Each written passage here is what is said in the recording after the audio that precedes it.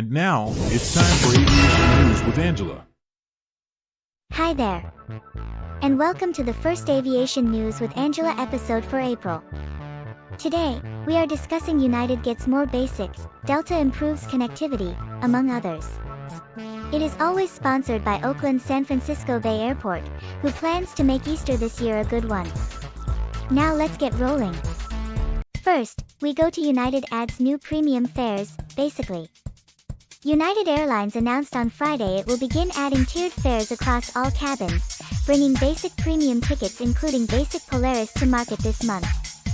The carrier will offer 3 fare options, Basic, Standard, and Flexible, across its many offerings including long-haul international, Transcon, and Hawaii flights that currently feature its Polaris product. What will Basic Polaris fares look like? Well, besides the shame of booking a basic fare, and a forced connection in Newark for basic customers as a means of punishment, they'll also do the following. Receive only 1 checked bag for free, down from 2. Pay to select seats.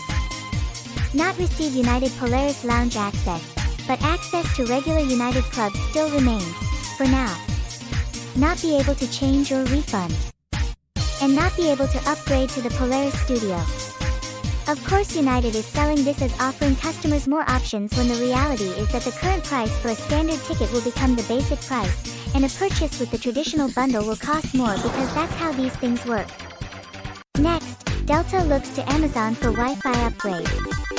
We've come a long way as passengers when it comes to in-flight internet access. Gone are the days of paying $19.99 for 30 minutes of slow email downloads from GoGo using air-to-ground technology. As the expectation bar continues to be raised, domestic U.S. passengers now expect free, fast Wi-Fi from gate to gate, and anything else is unacceptable. Delta Airlines announced its plans to introduce Amazon Leo on a significant portion of its fleet beginning in 2028. We initially thought this was just CEO Ed Bastian paying another famous person to be his friend, but Leo is low Earth orbit, and not Leonardo DiCaprio. The two companies will start with 500 aircraft, and the integration will include expanding seatback entertainment as well. The onboard experience comes 5 years after Delta debuted free connectivity for SkyMiles members in 2023. Delta will begin with its narrow-body fleet that does the bulk of its domestic flying.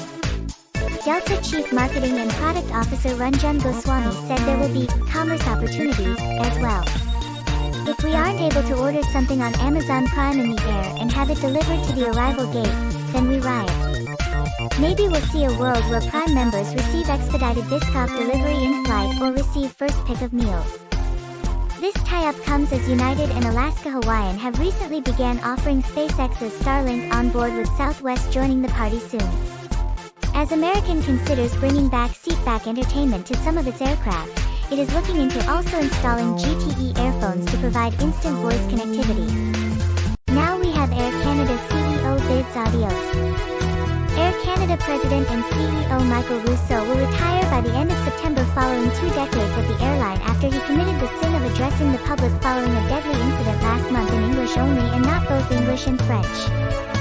Following the fatal collision at New York/LGA involving an Air Canada plane and an emergency vehicle on the ground that left 2 pilots dead and dozens of passengers injured, Rousseau and the airline released a 4-minute video in which he acknowledged what a somber day it was for both Air Canada and all Canadians. He also offered condolences to airline staff and families of the victims. The video was in English, with subtitles in both English and French. Canadian Prime Minister Mark Carney said the video showed a lack of compassion, while Quebec-based politicians demanded Rousseau's resignation. The French lovers went as far as accusing Rousseau of showing a gross lack of respect to the Québécois family of one of the deceased pilots, Antoine Forrest. While it's not the place of non-Canadians to comment on or judge the country's bilingual policies, this does feel like a step too far for a seemingly competent CEO whose biggest flaw is his lack of French language skills. Regardless, the position is open, and while it may not say it directly, you might want to have something beyond 8th grade French proficiency if interested. Next up is Summer in the City, Admirals Clubs add branding. Later this month, American will add city branding at the entrance of Admirals clubs because it's a testament to the depth of our partnership as both American and City look for ways to enhance every aspect of the travel journey for our customers, which is Scott Long, American's SVP of A Advantage, using coded language to say, City has paid, is paying, and will pay us a buttload of money whether we operate flights on time or not. They say jump, we say how high.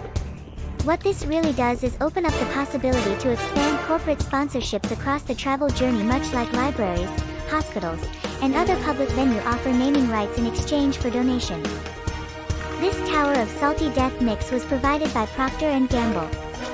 Pratt Whitney is proud to bring AA customers these cookies, which were set out before opening this morning and are yet to be touched. Keep in mind that AA recently dropped Barclays and entered into an exclusive credit card agreement with Citi, giving each of the big four airlines in the U.S. a credit card overlord: Delta, Amex, Southwest and United, Chase. The branding will debut at Chicago ORD in Illinois, Dallas DFW in Texas, Los Angeles in California, and Miami in Florida, with it expanding to other Admirals clubs in the system throughout the year. And finally, we have Willie Walsh is back, goes to Indigo. Can you be back if you never really left? Longtime British Airways CEO and current Director General of IATA is returning to run an airline, as he will become the CEO of Indian LCC Indigo beginning on August 3rd.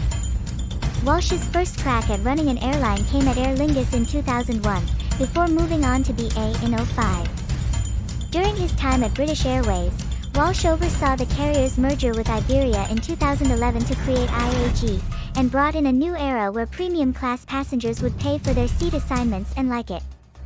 After retiring from BA in the midst of the pandemic in 2020, Walsh took office as the IATA Director General in April 2021. He's been in the role for 5 years now. No one has quite yet figured out what the Director General of the IATA does, and Walsh won't be the one to solve the mystery as he moves on from the role this summer.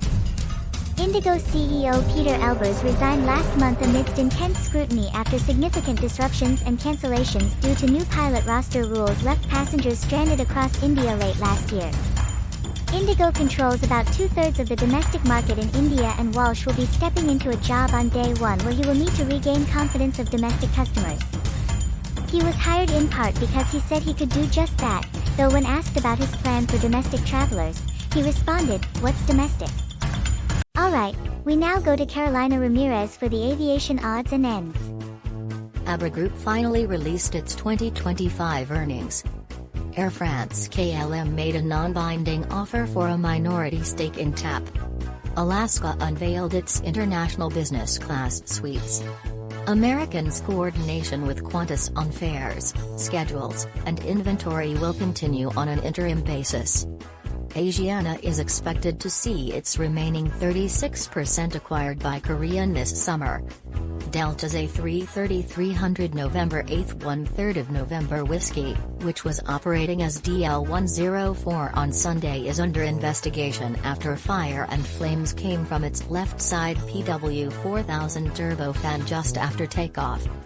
Finnair continues to lease E190s and ATRs for Nora.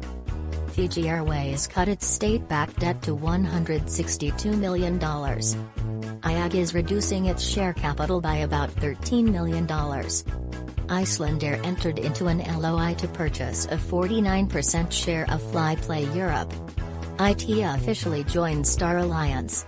When asked to comment, Star Alliance officials were seen holding their noses and had no comment. JetBlue is raising baggage fees, and everyone else will follow if they haven't already.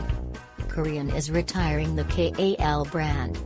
Magnifica Air is seeking 3 magnificent A321neos for a dry lease. Getaway Air rebranded as Trinity Airways, marking the end of an era around these parts.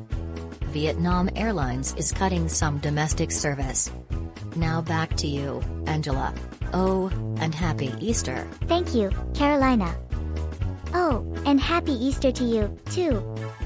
And that is all, folks. And here's my moment of levity. Why did the ram go off the cliff? He didn't see the U-turn. Anyways, I wanna wish everybody a very happy Easter. Well, this is Angela, saying goodbye for now and happy Easter to you all.